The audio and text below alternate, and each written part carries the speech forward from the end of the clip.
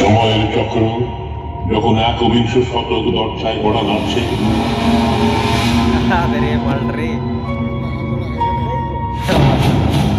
ঠিক সেই ঘোর অবস্থার রাত্রে জন্ম নিল এক রাক্ষস।